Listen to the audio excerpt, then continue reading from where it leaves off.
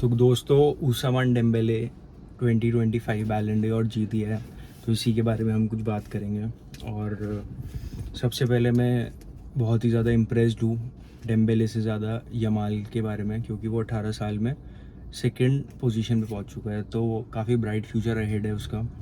Especially one of the most pivotal moments of Champions League last season was Barcelona versus Inter Milan का जब match हो रहा था, तब इंटर मिलान ने गोल स्कोर करा था और उसके बाद pressure was on Barcelona to score again, and at that moment, that crucial moment, Yamal ने ड्रिबल करके एक बहुत ही ज़्यादा अमेजिंग कर्लर मारा था जो पोस्ट से टच होकर गोल के अंदर गया था। तो it was a very beautiful goal. And उसके बाद मेरे को पता चल गया था कि दिस गाइस, वैसे तो बहुत बार लोगों को बोला है ऐसे कि he will be the next Messi, but I really think and believe as well कि ये हो सकता है, but only time will tell obviously. एक टाइम पे बोयान भी था बार्सिलोना में जब उसे बोला करते थे, तो ये तो जब मेसी 22 साल का था तब आता था वो, तो पता नहीं क्या होगा। And coming back to Dembele, he has been very phenomenal in PSG's treble winning season, और स्पेशली जो किलियन एम्बापे नहीं कर पाया पेरिस से चैम्पियंस लीग जीतना, Zlatan Ibrahimovic, Cavani, I mean Verratti, Thiago Silva, बहुत बड़े बड़े प्लेयर हैं मतलब जो आए, जिन्होंने पूरा मेसी मेसी भी PSG में खेला था। तो there are very amazing players who have played with this club, and even after that moment वो चैम्पियंस लीग नहीं जीत पाया Paris. And specially even in the 2020 Champions League final which was against Bayern Munich, PSG in Bayern, जो game Neymar और Di Maria ने खेला था, बहुत ही ज़्यादा बढ़िया गेम था। एक बार तो नेमार बहुत क्लोज आ गया था कि पोस्ट पे बॉल लगी थी, बट अनफॉर्चुनेटली वो गोल नहीं गया था। So this is why at the end of the day trophies speak.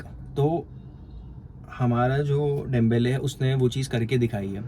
हालांकि मेरे लिए जो सबसे ज़्यादा हार्ट ब्रेकिंग मोमेंट था डेम्बेले के करियर का, that was when he missed an open goal against Liverpool. आपको याद होगा लिवरपूल ने बहुत आइकॉनिक कमबैक करा था एनफील्ड के अंदर, एंड 4 आई थिंक पता नहीं 4 या 5 गोल मारे थे।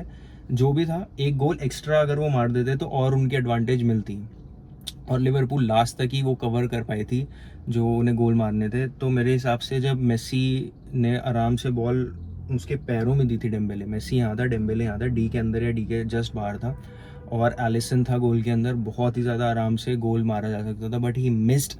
उसने अपना पैर जो है ज़मीन पे दे मारा और वो वहीं के वहीं गिर गया। तो वो वाला कोई ऐसा मोमेंट था जो मेरे को बहुत ही ज़्यादा बुरा लगा था। बट डेम्बेले की ड्रिबलिंग, डेम्बेले का सबसे ज़्यादा जो लुइस एनरिके ने PSG में डिफरेंशिएट करा है वो ये है कि the strikers are now coming back to defend. तो जब एक टीम होती है, जब टीम के पास ये होता है या तो आप बॉल की पोजीशन रखो या बॉल की पोजीशन लो, तो जो बॉल की पोजीशन लेनी होती है वो बहुत डिफिकल्ट होती है, क्योंकि प्लेयर जो है वो कहीं कहीं दूर दूर पास करते रहते हैं फील्ड पे, और उसको ट्रैक करना और उससे फिर प्रेस करना, उससे बॉल छीनना, डिफेंड करना काफ़ी डिफिकल्ट होता है। तो कहीं ना कहीं ये एज अ यूनिट अगर काम करती है टीम, तो काफ़ी अच्छे से और इफेक्टिवली ये काम होता है। तो यही मैं आपको बताना चाहता हूँ कि जो डेम्बेले है उससे मैं इसीलिए इम्प्रेस था, क्योंकि उसने जो लीडिंग एग्जाम्पल बनाया है डिफेंडिंग का पूरे पेरिस के लिए, वो बहुत ही ज़्यादा अच्छा लगा मेरे को, क्योंकि आप देखो कि डिफेंडर तो अपनी डिफेंडिंग लाइन पे रहता ही है। तो दोस्तों, जैसे हम बात कर रहे थे पहले कि डिफेंडिंग के बारे में, कि लुइस एनरिके ने एक बहुत अच्छा सिस्टम अप्लाई करा है इस बार PSG के अंदर, और वो ये है कि एज अ यूनिट जो है पूरी टीम डिफेंड करती है। जैसे अगर यहाँ पर दूसरे गोलकीपर के पास बॉल है, गोल किक है, अब वो या तो वो पास कर रहा है या फिर या तो वो शूट कर रहा है आगे, या फिर वो पास कर रहा है। जब वो पास कर रहा है तो फिर डेम्बेले की रिस्पॉन्सिबिलिटी बनती है एज अ स्ट्राइकर कि वो सबसे ज़्यादा प्रेस करे, और उसके बाद जो बाकी जो लोग हैं वो भी आसपास वाले लोगों को प्रेस करें। विंगर्स यहाँ से प्रेस करेंगे, उसके बाद मिडफील्डर्स प्रेस करेंगे। तो जो मेन ऑब्जेक्टिव था वो ये था कि हमें जो गैप्स हैं वो क्लोज करने हैं।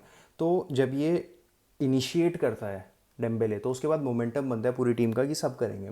तो ये काफ़ी अच्छा लगा था मेरे को देखने में कि जो डेम्बेले है वो ऑफ द बॉल भी मेहनत कर रहा है, और ऑन द बॉल भी उसकी जो स्ट्राइकिंग थी, उसकी जो पासिंग थी, उसका जो लिंकअप प्ले था, वो बहुत ही ज़्यादा अमेजिंग था इस सीज़न। तो उसी की वजह से उसे बैलन डोर मिला है ऑनेस्टली। अगर वो बुरा खेलता तो क्यों मिलता उसको, सोचने की बात है ये। तो यही कुछ बातें मेरे को आपसे शेयर करनी थी कि जो डेम्बेले है वो बहुत ही कम उम्र के अंदर बार्सिलोना से डॉर्टमंड के अंदर आया था। तो उसमें प्रेशर बहुत ज़्यादा था, तो उसने बहुत ज़्यादा चीज़ें सुनी थी, बहुत ज़्यादा चीज़ें फेस करी थी, और उसके बावजूद अब वो जो कॉन्कर कर रहा है अपने हेटर्स के डाउट को, वो बहुत ही ज़्यादा देखने वाली चीज़ है, वो बहुत ही ज़्यादा इम्प्रेसिव है। और PSG एज अ यूनिट बहुत ही ज़्यादा सक्सेसफुल टीम रही है इस सीज़न, आई मीन पिछले सीज़न। और टॉप बैलेंडियर टॉप 30 में से टॉप 12 जो हैं उनमें से 6 प्लेयर PSG के हैं। So this speaks volume about how amazing of a team Luis Enrique has created.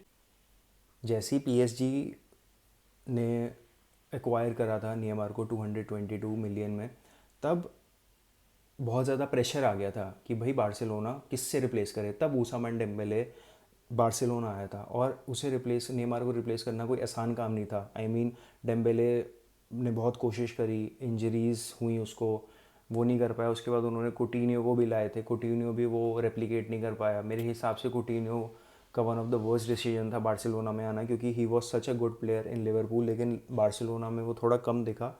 तो यही छोटी छोटी बातें थी जो सोचने पे मजबूर करती हैं कि हमें जो है किसी के बारे में इतना ज़्यादा क्रिटिसाइज़ नहीं करना चाहिए। हालांकि एज अ फैंस हमारी ये रिस्पॉन्सिबिलिटी होती है कि हम अपने जो सपोर्टिंग टीम के प्लेयर्स होते हैं उससे थोड़ा एक्सपेक्ट अच्छा करें।